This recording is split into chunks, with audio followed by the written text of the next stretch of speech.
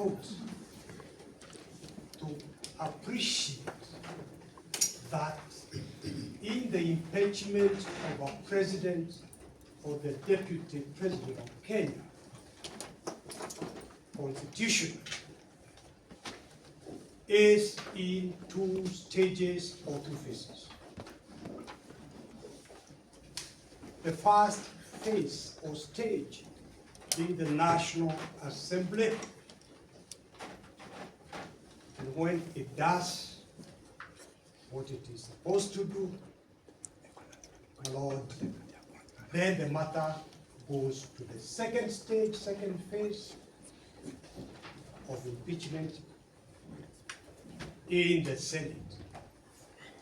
So that, my Lord, my submission here is that without any doubt whatsoever, the resolution of the National Assembly crystallized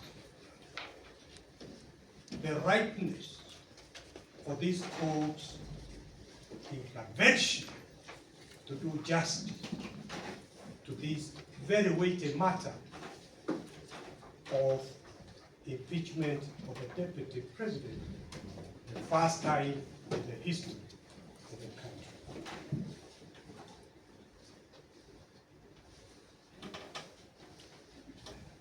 My Lord, your Lordship has jurisdiction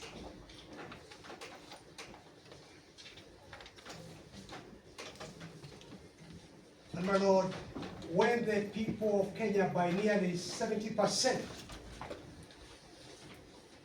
enacted the 2010 Constitution, they specifically conferred on this jurisdiction to hear and determine whether anything said to have been done pursuant to this Constitution or the law was in fact done in accordance with the Constitution. That jurisdiction was conferred on you by the people.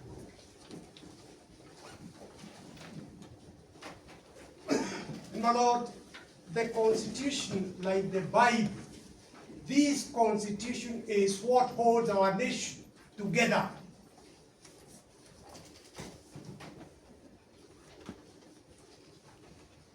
So when your Lordship is interpreting this Constitution, applying this Constitution, your Lordship is assisting this nation to continue holding together. It is the Constitution, it is the rule of law, it is constitutionalism that holds us together.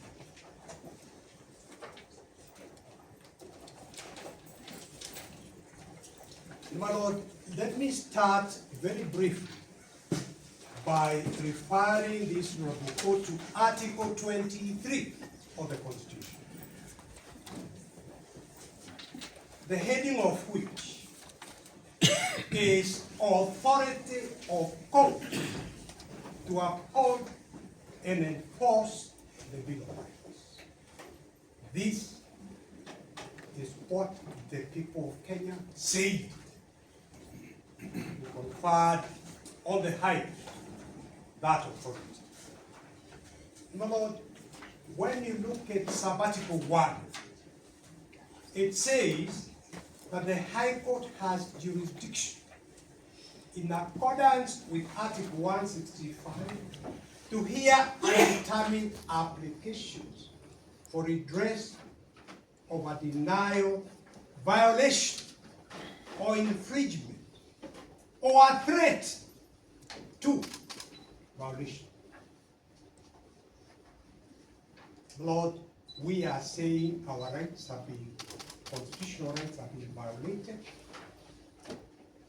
and it's only your Lordship that can stop further violation on a momentous issue of impeachment of the deputy president. The Lord, Sabbatical 3 B gives this honorable court jurisdiction to grant an injunction.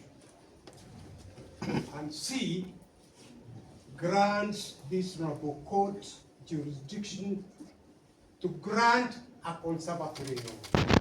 Nothing could be clearer in black and white in the Constitution itself.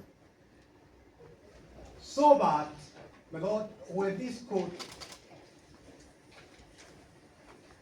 court considers authorities that you'll be cited by both sides, my Lord, I submit that this court should bear in mind that our transformative constitution has provided the jurisdiction of this honorable court, so that this honorable court cannot just factor in decisions from the US, decisions from the UK, decisions from elsewhere, unless it is demonstrated that the constitutions in those countries are in pari with our constitution. In other words, the starting point is our constitution.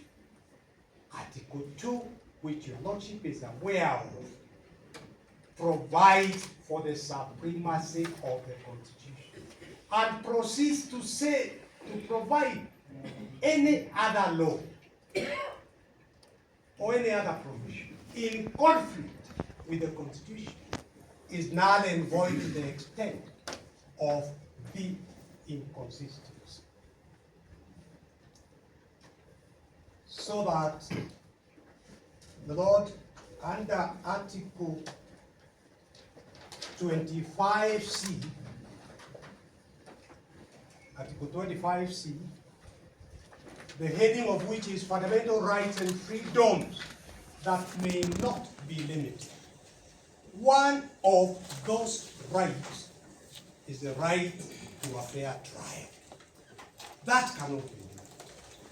The people of Kenya thought the right to a fair trial is so fundamental that they say it is not to be limited. What I'm driving to, my Lord, is Article 50, the right to a fair trial. Sub-Article 1 says before a court, or if appropriate, another independent and impartial tribunal, or another body. My Lord, it is our submission that the National Assembly, exercising quasi-judicial authority,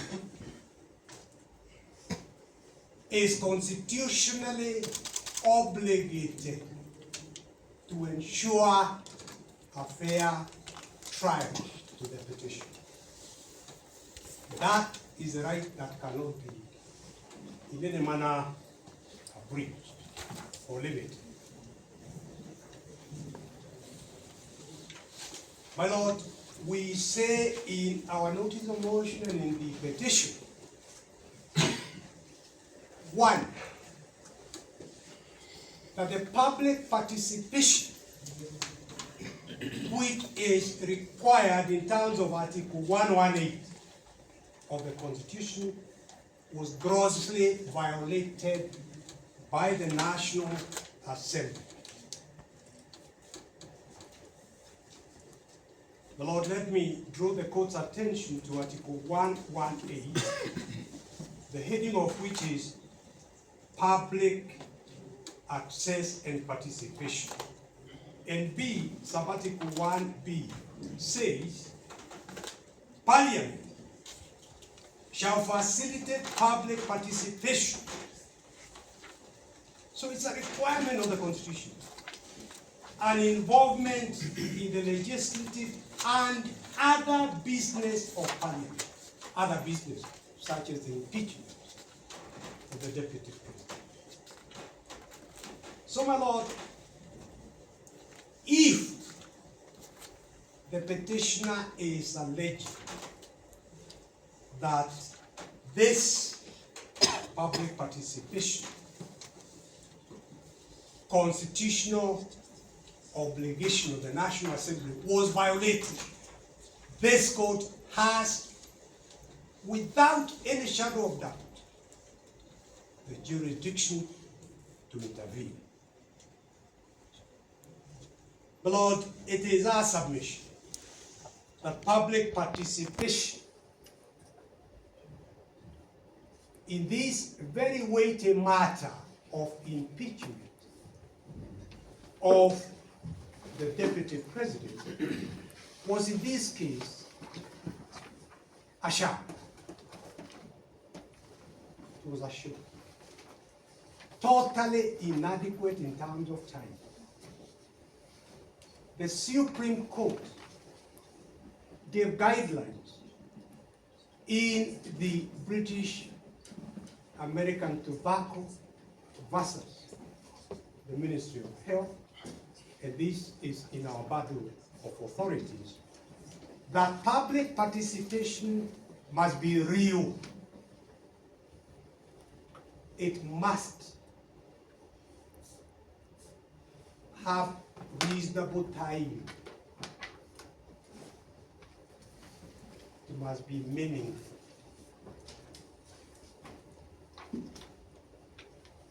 Lord, it is on that basis that we are submitting and will be arguing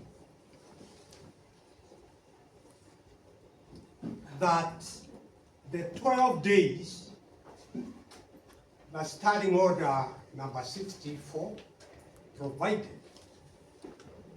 for the entire process of the impeachment in the National Assembly violates Article 50 of the Constitution. The National Assembly had no constitutional authority to limit themselves to only 12 days. That resulted in inadequate public participation on such a meeting. But Lord, you will see that first the National Assembly directed that the public participation would be at county headquarters of our 47 counties. The question arises, are the people in any particular county to travel all the way to the county headquarters, one place, to publicly participate, give their views on such a weighty matter? That was on the 4th of October. Lord, when your brother in Kirugoya Court directed that public participation should be at the constituency level, a further notice was issued by Speaker of the National Assembly, correctly saying the public participation will be at the constituency level as directed by your brother, Judge in Kirugoya. But that notice, my Lord, was issued on the evening of 4th October. That civic education will be the following day. Where is the time for the people of Kenya to be made aware that there will be public participation the following day? So the public participation, quote and unquote, at the constituency level was on the very date that they had about this further directive by the Speaker. So, Lord, without going into the details, because you do that during the actual hearing, Lord, is it any wonder that only 200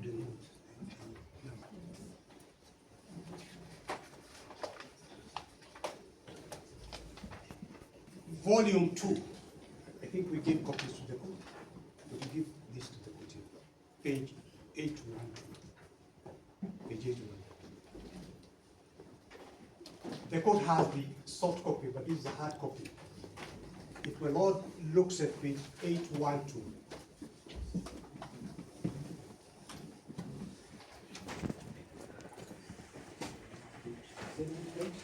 812. Page 812 is actually RG 11 in volume 2. If my Lord looks at page 812, left hand corner at the bottom, Just a minute. On the record. You said volume 2. volume 2. This is volume 2. RG 11. But go to 812 of RG 11. Yes. Bottom left hand corner. Now what do you see? The total number of people who took part in this public participation is 224,907. Not out of over 50 million Kenyan who have attained the age of 18 because of the shortness of the notice. Only 224,907 were able to participate. That is dismal. That is not public participation. In Article 118,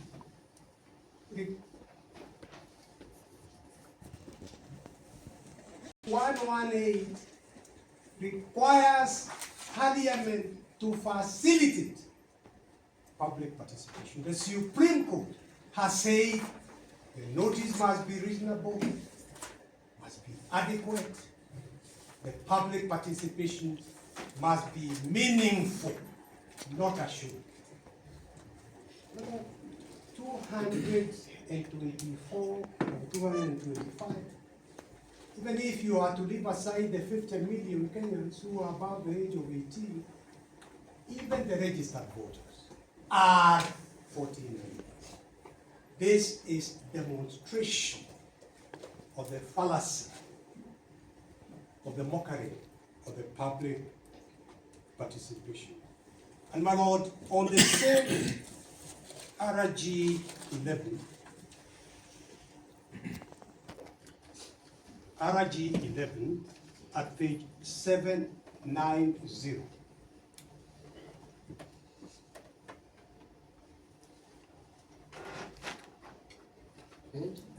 Page 790 is volume 2 again. Page 790.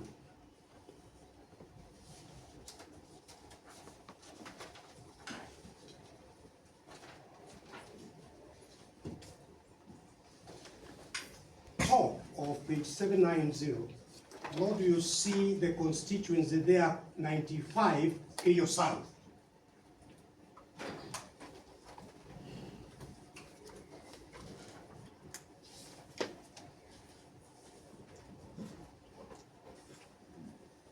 But if you go to the column showing support, it shows 162.79% support.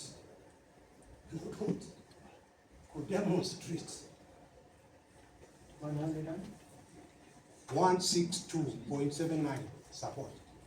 In other words, apparently there, of all the registered voters, shot through the support to 100, even if all the people who turned up for the public participation said yes. How does the figure go to 162.79, actually virtually 163%? But Lord, is this data on which this court should allow that resolution to proceed for the impeachment of the deputy governor. And my Lord, Senior Counsel, yes, ma'am. allow me to ask a question while you are there. Yes. That constituency, I don't know what these figures refer to, the total is 43. Yes, sir. Yes, there is 43 there, Yes. there is 70, Yes. and then I do not support. 3. How many? I'm just pointing out, because they tell us the total number who turned up were 43. Then how come 70% supported? If the total number.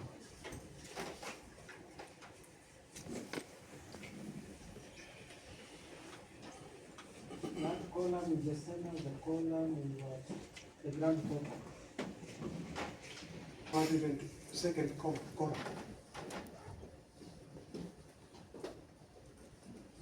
List the constituencies. But So, at page 12, yes, right? yes, And this is per constituency, yes, and the national tally is at 224. Right, that is correct. are the same. Yes, Then, in the case of KO,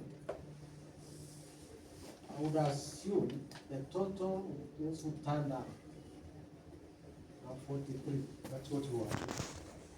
And then, those who support are 70. Yes, contradiction. And then 3 inside do not support. So that takes us to 100. To 100. Yes. Proceed. Followed. The other submission I want to make here is that for the public participation to be effective, the petitioner who is the subject matter of impeachment should have been accorded an opportunity to answer to the allegation, so that the allegations and the petitioner's response are then taken to Kenyans in the public participation.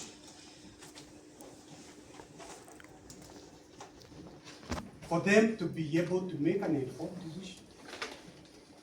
Only the allegations were taken, not the response of the petitioner. Is this public participation as envisaged in Article 118 of the Constitution? The answer has to be a resounding no. Lord, there was no adequate time when this data was returned to Parliament. We don't have how it was evaluated, because the purpose of public participation is that the views of Kenyans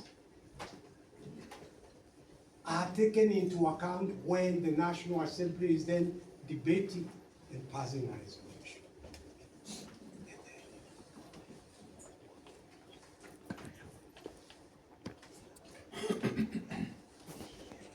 The public is denied the evaluation by the National Assembly of the data that was collected. If you go to page 813 of volume 2, 813. 813, 813 at the bottom.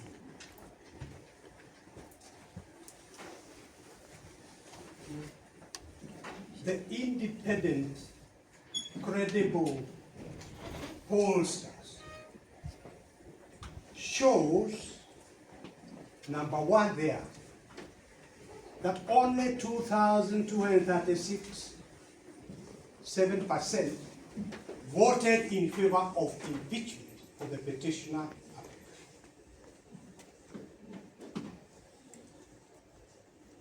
All 4,004. is independent? Sorry, madam. All is independent vote? The opinion polls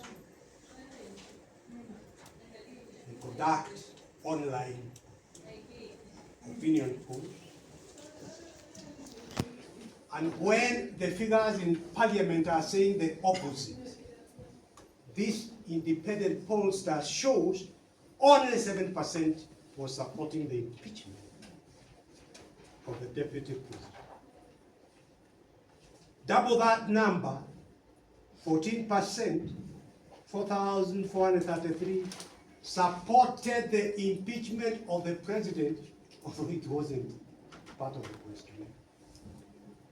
And 75% of the Kenyan people, 24,122, said the president and his deputy should be impeached together. So the overwhelming majority in this limited public participation voted in favor of both being impeached, but 93% were against the impeachment of the deputy president.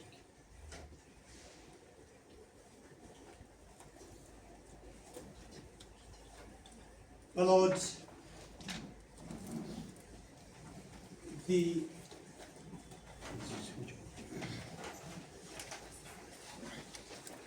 in our list of battle of authorities, at page 36, Lord, you see the case, the Supreme Court case of Peter Gatiraumunya. And the passage I want to draw the court's attention to appears at page 52.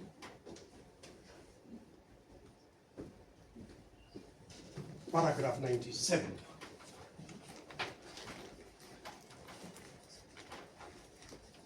Paragraph 57 of the decision.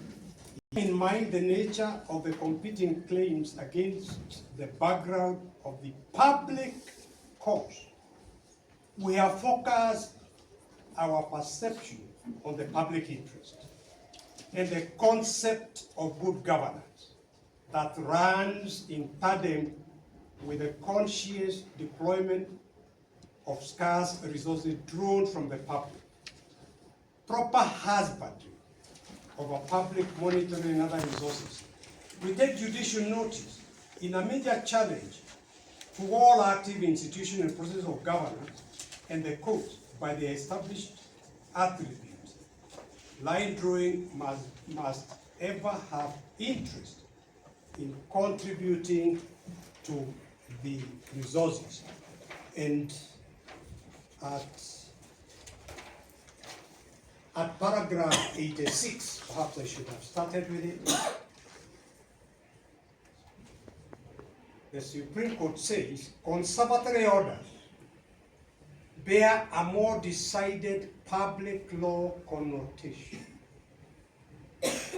For these are orders to facilitate ordered functioning within public agencies, as well as to uphold the adjudicatory authority of the court in the public interest. Conservatory orders, therefore, are not, unlike interlocutory injunctions, linked to such private party issues as the prospect of irreparable harm occurring during the pendency of a case or the high probability of that in the African case. Conservatory orders, consequently, should be granted on the inherent merit of a case, bearing in mind the public interest, the constitutional values, and the proportionate magnitude and priority levels attributable to the relevant cases. My Lord, on the very day that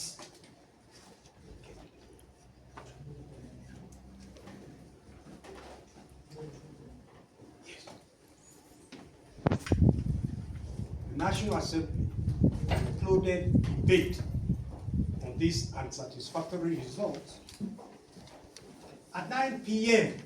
at night, they passed a resolution. That resolution was transmitted at night to the Senate. And the Senate has issued its timeline, and we have annexed the timetable to the supplementary affidavit. You will see the Senate timelines at page 13, saying they will deal with the impeachment on Wednesday, the day after tomorrow, Wednesday and Thursday. So, my Lord, we plead that you grant us a stay of that resolution, a stay of the impeachment in the Senate, to accord time to this court to hear these very weighty constitutional issues, preserve the substrata of the petitioner's case.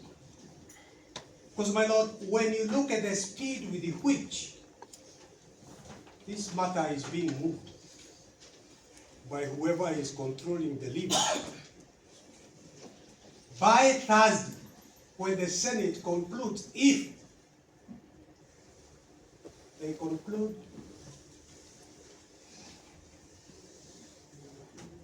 to remove the deputy president, my Lord, within the hour of their doing that, it is our submission that one can expect a deputy president will have been appointed. The entire substratum, the subject matter, will become moot, will become academic. The petition and this notice of motion will be rendered, you have been rendered nugatory. This court has to stamp its authority in favor of constitutionalism, in favor of the rule of law. My Lord, we are at crossroads. We either go back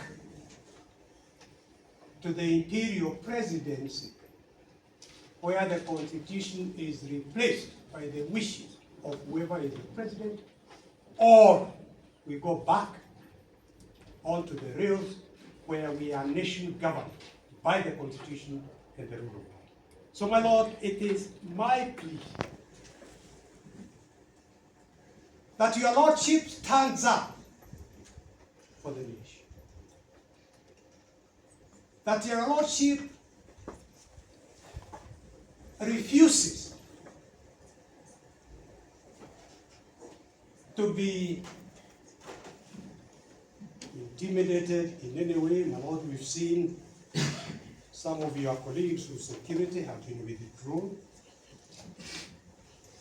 Some allowances of judges being taxed. My Lord, the budget of the judiciary being written. My Lord, stand up against this. Don't allow any of this to interfere with your functions as a judge of this high court. My Lord, because I don't want to take time, I draw your court's attention.